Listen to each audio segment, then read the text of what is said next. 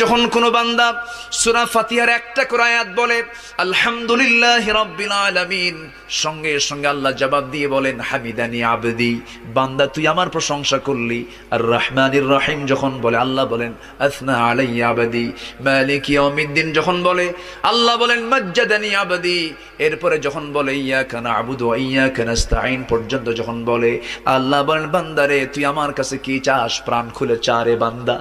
ইহদিনাস সিরাতাল মুস্তাকিম থেকে শুরু করে নিয়া ওয়ালাদ-দাল্লিন পর্যন্ত যখন বান্দা বলে তখন আল্লাহ বলেন বান্দা নামাজের মধ্যে এমন প্রেমের খেলা খেললি বান্দা, তুই যা চাইলি সব আমি আল্লাহ কবুল করলাম। ওই বান্দা যখন রুকুতে যায় আল্লাহ তখন অস্থির হন। ওই বান্দা যখন সিজদায় যাওয়ার জন্য প্রস্তুতি নাই, সমস্ত ফেরেশতাকে ডাক দিয়ে বলেন ও ফেরেশতারা, এই বান্দাগুলো আমাকে দেখলো না, রাসূলকে দেখলো না, কোরআনকে দেখে হাদিসকে বিশ্বাস করে আমাকে খুশি করার জন্য তার সবচেয়ে সম্মানজনক